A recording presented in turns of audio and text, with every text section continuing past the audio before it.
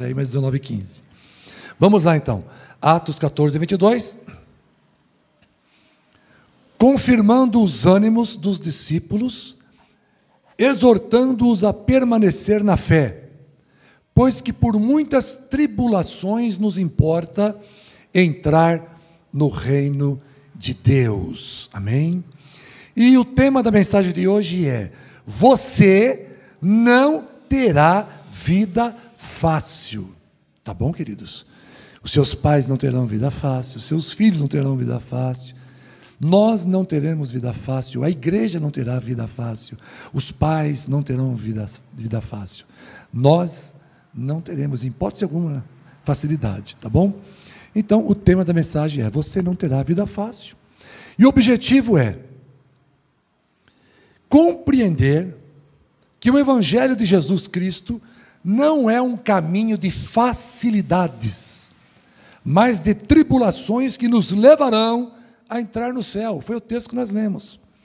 Pois Jesus nos fortalecerá enquanto passarmos por cada uma delas. Amém, irmãos? Conforme Atos dos Apóstolos, capítulo 14, Paulo e Barnabé, irmãos, eles estavam numa cidade chamada Listra e também Derbe, cidades de Licônia. Eles foram pregar o evangelho quando na cidade de Listra encontraram um paralítico de nascença. O homem nunca havia andado, é óbvio, é um paralítico de nascença. Paulo percebeu que o homem tinha fé para ser curado. E aproveitando-se disso, ele disse a ele em voz alta, está lá em Atos 14:10, levanta-te direito sobre os teus pés. E ele saltou e andou. As pessoas, ao presenciarem o milagre, irmãos, como não conheciam a Jesus, pensaram que Paulo e Barnabé eram deuses em forma humana. Olha que absurdo. Eles então disseram que Barnabé era Júpiter e que Paulo, por ser o principal orador, era Mercúrio. Era um deus daquela época, né? Por isso passaram a querer sacrificar animais e a oferecer flores em adoração a Paulo e Barnabé. Paulo e Barnabé rasgaram as vestes e se colocaram no meio deles e declararam que eram apenas homens como eles e que apenas estavam pregando para que parassem de servir aos deuses falsos e passassem a servir ao Deus vivo. Logo se aproximaram os judeus, irmãos, os perseguidores, e convenceram os gentios a apedrejarem a Paulo. Foram tantas pedradas, irmãos, que Paulo ficou estendido no chão. Levaram o seu corpo, o corpo de Paulo, dado como morto, para fora da cidade. Mas enquanto estava rodeado pelos discípulos, Paulo se levantou e entrou na cidade. E no dia seguinte saiu com Barnabé para Derbe, para continuar com a pregação do Evangelho. E tendo anunciado o Evangelho, irmãos, naquela cidade, e feito muitos discípulos, voltaram para Listra, Icônio e Antioquia, confirmando os ânimos dos discípulos, exortando-os a permanecerem na fé, porque por muitas tribulações importa entrar no reino de Deus. Observe que Paulo foi um exemplo disso. Era um crente que estava pregando e foi apedrejado ao ponto de ficar com o seu corpo estirado no chão. Acho que pensaram que estava morto, jogaram para fora da cidade e ele se levantou. Estava morto, coisa nenhuma. Mas tribulação, perseguição, pedradas, angústia, medo, dor. Perceberam, irmãos, porque Jesus chamou Paulo para esta obra? Ele não tinha sua própria vida como algo que tivesse mais valor do que a missão que Deus lhe havia confiado. Meu irmão, você não é melhor que Paulo, assim como eu não sou. Portanto, nós não teremos vida fácil. Nós não teremos trabalho fácil. Nós não teremos uma família fácil. Nós não teremos a nossa saúde fácil. Nós não teremos convivência com uma vizinhança fácil. Nós não teremos uma igreja fácil. Muitas pedradas de adversidades ainda nos irão ferir por aqui. Mas tem uma coisa: a gente vai se reerguer. Após cada batalha, nós vamos nos reerguer. Assim como Paulo se reergueu, o Senhor te dará força para prosseguir. O choro, ele pode durar uma noite, mas a alegria, ela virá pela manhã. Amém, irmãos? O diabo pode tentar te ferir, te roubar, mas Deus irá te restituir tudo aquilo que Ele te tirou. A saúde, a paz, a alegria, o sorriso. O Senhor vai te restituir nesta noite. Amém, irmãos? Vocês creem nisso? Diga amém? Meu irmão, você não é melhor que Paulo. Portanto, se preparem para viver uma vida de tribulações, porque importa que por muitas tribulações, passando por tudo isso, a gente entre no céu. Você não terá vida fácil. Aprenda a aceitar a vontade do Senhor. João capítulo 9, versículo 31.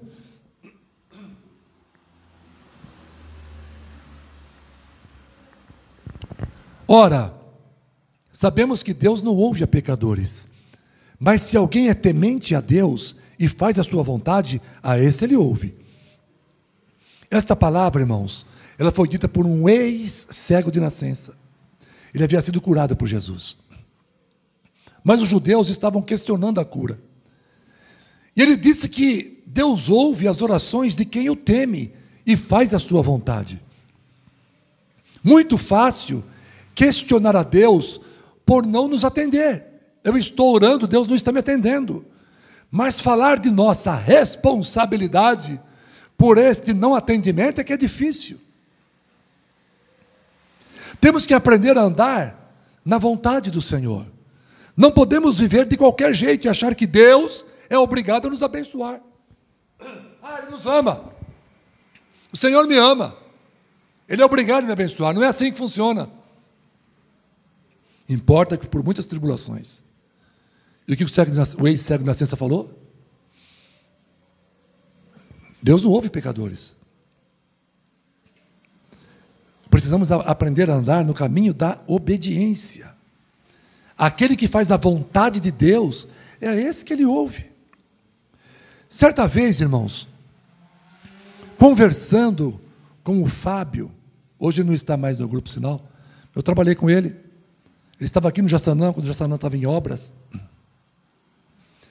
e ele me contou que tinha muita admiração pelo seu diretor, o senhor Pena. Não sei se a Carol conhece. Está lá ainda? Ele tinha muita admiração pelo Pena. Só que o Fábio era gerente de uma loja grande, bonita, de destaque, lá em São Caetano. A Ford Mix. E o Pena transferiu esse gerente, o Fábio, aqui para o Jaçanã. Jaçanã não é mais, né? No Grupo Sinal? Não é mesmo? Na época estava em construção, uma loja estava tudo caindo aos pedaços. E ele falou assim para mim: João, eu vou te contar uma coisa, João. Ele me falou: sabe que eu gosto desse diretor? É de graça. Ele me tirou lá do São Caetano, uma loja linda, que eu ganhava muito bem lá, me jogou aqui, ó, uma loja toda destruída. E eu continuo gostando dele. E é de graça isso. Pois veja, o lugar horrível onde ele me colocou. Eu estava bem em uma concessionária grande, muito boa, eu era feliz ali. Hoje eu estou nesse lugar, todo em obras, nada definido. Mas mesmo assim, eu continuo gostando muito desse diretor. Eu afirmo que sem ele, várias lojas não mais existiriam nesse grupo. Pois se existem, é por sua competência em vendas. Ele é um diretor de vendas. Ele é muito competente em venda, tem uma sabedoria, um conhecimento de dar inveja. Aí ele falou assim: sabe, João, o que me confortou foi saber recentemente que o meu diretor disse em uma reunião, e isso me confortou muito, que ele me colocou nesta loja ruim, difícil, pois ele sabia que poderia contar comigo para uma missão tão difícil e que outro gerente não suportaria passar por aquilo que eu estou passando. Então eu compreendi que ele não me colocou aqui porque ele não gosta de mim. Ele me colocou aqui porque ele sabia que eu tinha competência e habilidades para me manter íntegro aqui e manter essa loja funcionando. E a loja continuou funcionando por muito tempo ainda. Eu saí de lá, irmãos, e enquanto eu dirigia o carro, eu comecei a meditar sobre esta admiração, esse respeito e esse amor que um gerente tinha para com a competência, né, do seu diretor de vendas. E então eu fiz uma comparação, como Deus sendo o diretor e nós, os gerentes de loja. Não é assim que deveríamos nos comportar, irmãos? Não seria algo parecido com isso? Que o Senhor espera de cada um de nós? Nós devemos fazer a vontade de Deus, amar a Deus, respeitá-lo, admirá-lo por toda a maravilha que Ele é, e não pelo fato de Ele nos manter em lugares que nós queremos, e não pelo fato de Ele nos deixar aqui, porque eu gosto daqui. Se Deus não me quer mais aqui, eu não vou dizer mais, Deus me abandonou, Deus me desprezou, Deus não aceitou o meu trabalho. Eu não devo pensar assim.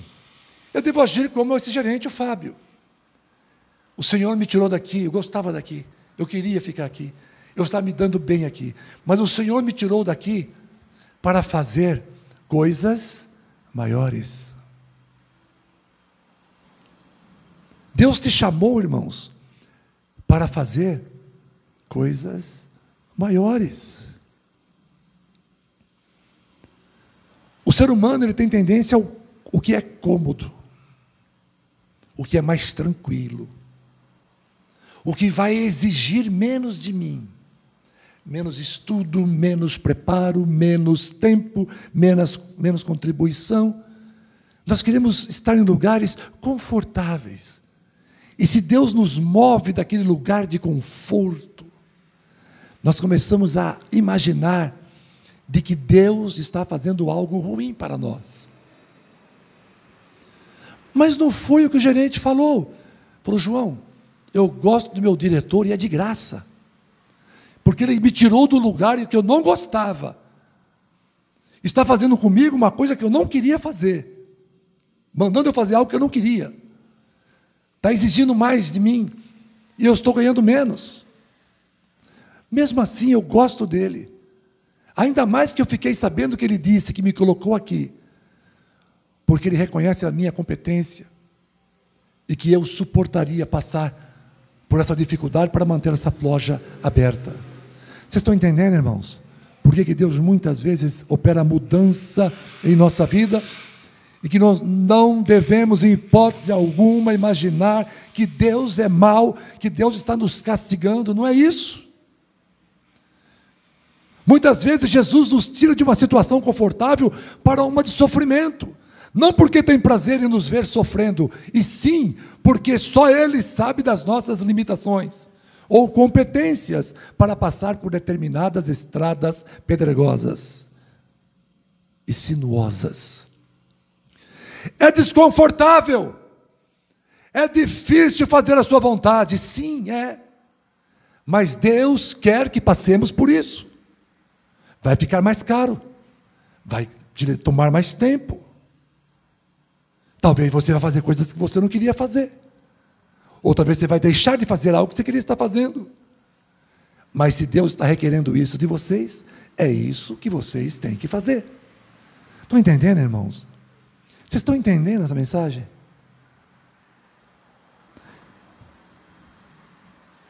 Já deveríamos saber, irmãos, que não temos promessa de vida fácil. Enquanto estivermos nessa terra, não existe vida fácil. Existe é vida possível de ser vivida. É diferente. Uma coisa é haver vida fácil, e outra é existir uma vida possível de ser vivida. Estão entendendo? Deus quer causar em vocês a hipertrofia espiritual. O que é a hipertrofia espiritual, irmãos? Estão entendendo? Crescer o músculo da fé, para que vocês possam suportar mais peso. Estão entendendo? Como é que isso ocorre na academia? Eu faço academia, todo dia de manhã, segunda a sexta. Eu faço musculação para hipertrofia, todos os dias. E às vezes, tem uma professora de educação física, às vezes à tarde é um outro professor, e ela mudou o treino, falou, você vai fazer esse aqui, essa remada baixa, fazer isso aqui, o peso é esse. Quando eu peguei o peso, quase caí para trás, de tão leve que era. Eu falei, professora, esse peso está tão leve, olha isso aqui, ó, não está fazendo efeito nenhum em mim. Ela aumenta a carga, aumenta a carga, aumenta a carga. Aí quando eu comecei a ter dificuldade, ela falou, esse é o teu limite, agora você vai usar essa carga. Aí o que acontece? Eu vou fazendo as repetições, e os músculos se tornam mais fortes. Para quem está a fim de moleza, quanto menos peso, melhor na vida. Quanto menos ferro você tiver, para puxar do chão, melhor. O ser humano tem esse problema de comodismo e facilidades, irmãos. Mas a hipertrofia espiritual não vai ocorrer. Quem hipertrofia mais? Quem ora com sinceridade, por 1 minuto ou por 1 hora? Quem sairá mais forte da oração? Os dois orando com sinceridade. Quem ora por 1 minuto ou quem ora por 1 hora, irmãos? Por 1 hora. Por quê? Quem ora por 1 minuto fez o quê? Ele carregou um peso leve. Peso leve não promove a hipertrofia. Estão entendendo? Agora, se eu passo mais tempo com Deus, se eu passo mais dias na presença do Senhor, se eu congrego mais, se eu canto mais, se eu leio mais a Bíblia, eu estou puxando mais peso. É como se eu estivesse na academia puxando mais peso. Eu vou hipertrofiar. Eu vou ser mais forte espiritual. Aí quando vier o vendaval, quando o inimigo estiver empurrando a porta, tentando entrar para te destruir, Deus dará graça para resistir à investida dele. Isso ocorre como, irmãos? Quando a gente entende e reconhece que a nossa vida não deve ser fácil. Ela não é fácil, sabe por quê? Porque ela não deve ser fácil. A vida não deve ser fácil, ela deve ser possível. Agora, a Bíblia também diz que Deus não coloca uma carga maior do que você possa suportar. Não adianta mandar eu puxar 150 quilos, que eu não vou puxar 150 quilos. Eu não vou puxar. Eu não vou ter hipertrofia nenhuma, não vou conseguir puxar aquilo. Eu não vou me exercitar com aquilo. Não vai sair do lugar, eu vou abandonar. E Deus sabe das suas limitações. Então a carga que Ele te dá, esse problema que você está vivendo, é um peso que você pode suportar. Suporta. Os dias vão passando, o exercício termina, a série de 3 de 10, termina. E você sai fortalecido dessa situação. Amém, queridos? E Deus vai dar para você um período de descanso, porque sem descanso, você também não hipertrofia. Sem descanso não hipertrofia. E Deus vai te dar um período de descanso também. Não é só problema. Não. Vem também um descanso, aquela paz perene. Mas quando vier o problema, te alegra no Senhor. Você vai se fortalecer.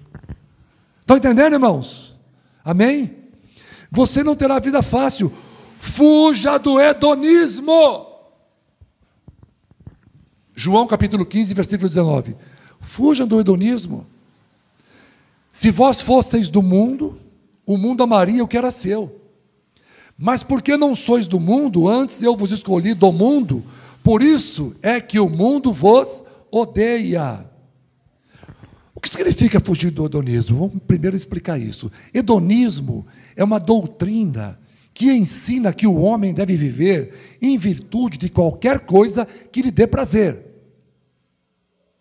O prazer é a razão da vida.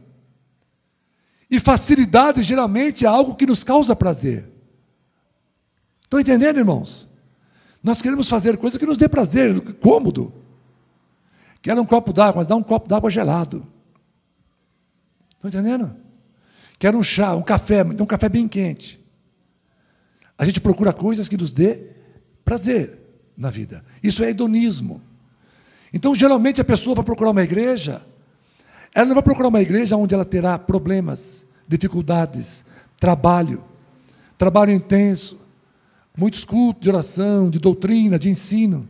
Ah, não, para mim, uma vez por semana ir lá, ficar meia hora lá, está bom demais. Hedonismo é a busca por aquilo que dá prazer, que exija menos da gente. E o crente não pode viver em hedonismo. Nós temos que viver dentro daquilo que o instrutor nos passar. Só que Jesus, ele não deixou como legado, irmão, sabe, um evangelho que ensina os prazeres do mundo. Não. Ele não ensinou que os prazeres do mundo devem ser cultivados. Muito pelo contrário. Ele disse que no mundo nós teríamos o quê? Aflições. Repare o texto acima que Jesus nos alertou que o mundo nos odiaria. E por que o mundo nos odiaria? Porque não fazemos mais parte dele. Nós somos chamados para sermos diferentes do mundo. Quando uma pessoa se torna herege, quando é que ela se torna herege? Ela se torna herege quando ela forma uma opinião sobre um assunto de interesse pessoal. O que é um herege? Aquele que não vive aquilo que a Bíblia quer que ele viva.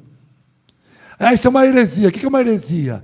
É uma recomendação, é uma prática, é um conselho para se fazer ou viver algo que a Bíblia não ensina que é para ser vivido. Isso é uma heresia. E o herege é aquele que faz, é aquele que tem a ação de praticar a heresia.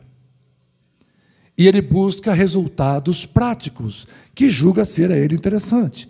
E depois disso, ele busca na Bíblia textos fora de contexto, ou que não sejam absolutamente claros sobre o assunto, para de alguma maneira fazer com que o seu pensamento enganoso pareça ser verdadeiro.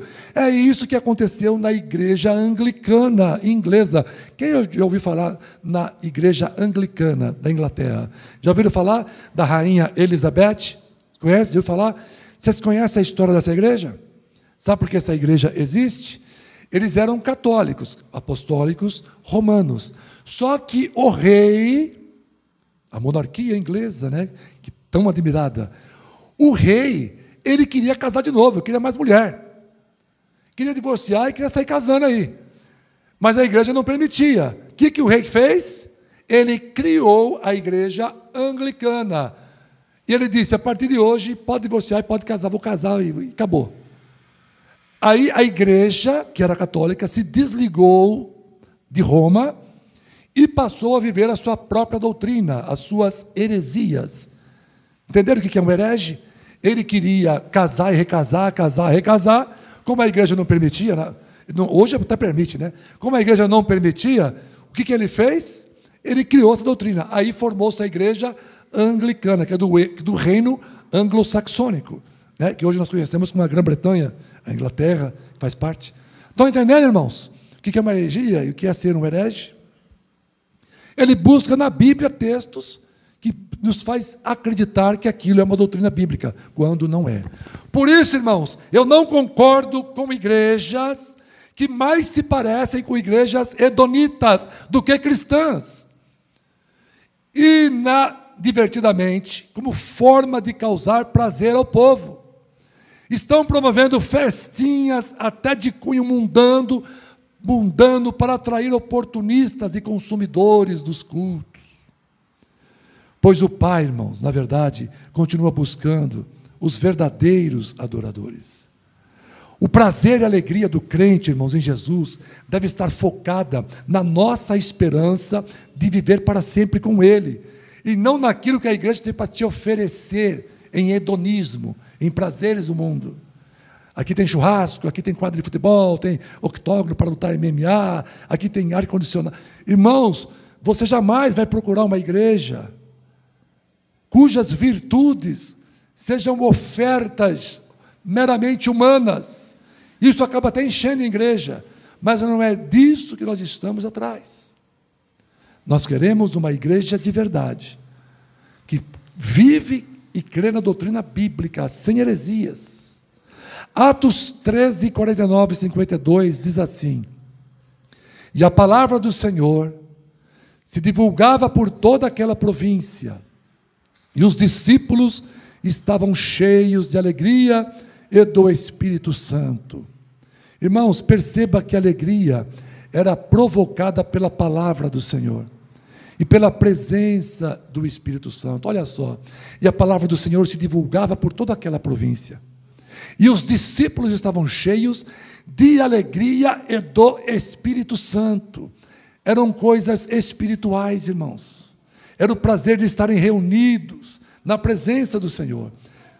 A gente quer viver com tranquilidade, com prazer, com harmonia, mas nem sempre isso é possível. Mesmo para que a vida seja assim, pois a vontade de Jesus é a que deve prevalecer. Por isso, não devemos jamais nos envolver com o hedonismo, ou seja, achar que coisas supostamente boas são sempre aquelas que nos darão prazer. Pois muitas vezes, irmãos, temos que passar por problemas para crescermos em nossa fé e confiança no Senhor. Amém, queridos? Vamos terminar na última parte então da mensagem. Você não terá vida fácil, mas terá força para lutar e para vencer. Efésios capítulo 6, versículo 10.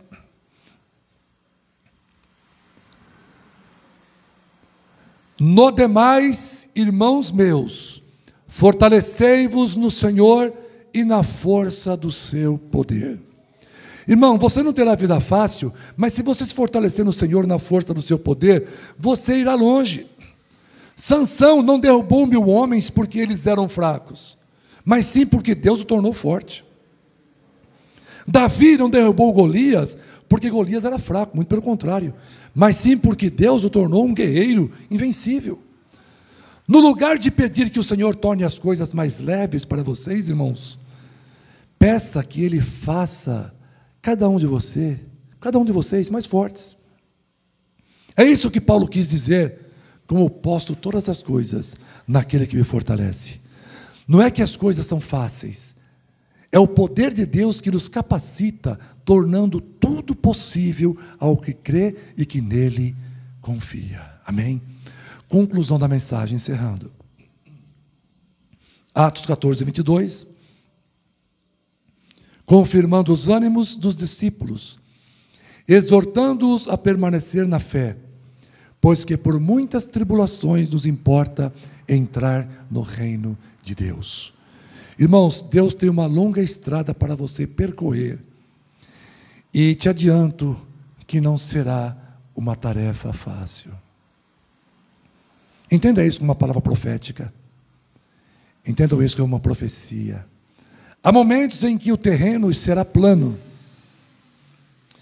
mas não por muito tempo, pois há subidas, há descidas, há áreas pedregosas, há sinuosidades.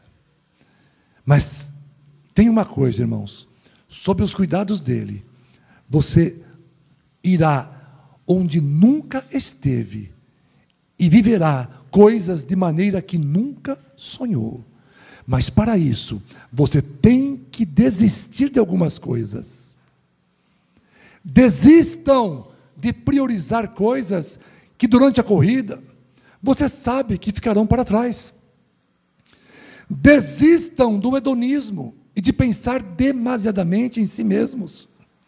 Desistam da vaidade, desistam dos prazeres do mundo, desistam do comodismo, desistam de fazer compromissos na hora do culto. Todavia, na hora em que se deparar com uma grande ameaça, não desista. Confie que o Senhor te sustentará em seu grande e puro amor. Irmãos, quando eu trabalhava, a empresa me deu um carro automático, mas apesar de ser motorista há décadas, eu nunca havia dirigido um veículo automático. Eu não tinha experiência nenhuma com carros automáticos. Então passei a pesquisar na internet como se dirige um carro automático. Eu tinha até vergonha de dizer que eu não sabia dirigir um carro automático, depois de tantos anos como motorista. E eu pesquisei e conversei com com especialistas na mecânica, e falei com ele sobre minha preocupação, pois não seria fácil percorrer o meu caminho de volta para casa, uma vez que havia ruas com aclives. Como é que eu vou fazer para dirigir um carro automático com rua com aclives? Ele então me explicou que, apesar do problema que são as ruas em aclive, os veículos automáticos possuem um sistema de segurança denominado Hill Hold. E esse sistema chamado Hill Hold, ele não deixa o veículo voltar na subida. Hill Hold em inglês significa segurança no monte. Meu irmão, nós não teremos vida fácil na estrada da vida. Mas enquanto caminhamos, o Espírito Santo sempre será o nosso Hill Hold, a nossa segurança no monte. Quando tudo para você parecer estar perdido, o Espírito Santo de Deus promoverá o Hill Hold, segurança no monte, e você vai se manter inabalável sem cair. Ele não permitirá que o carro da vida retroceda. Ele é a nossa garantia de vitória. A jornada não é fácil, mas com Cristo é possível.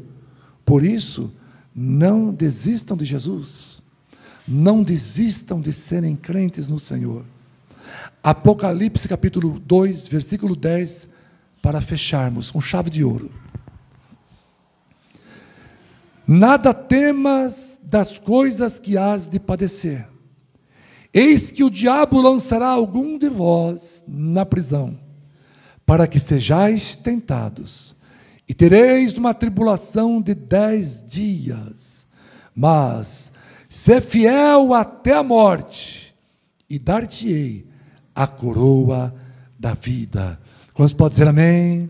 Louvado seja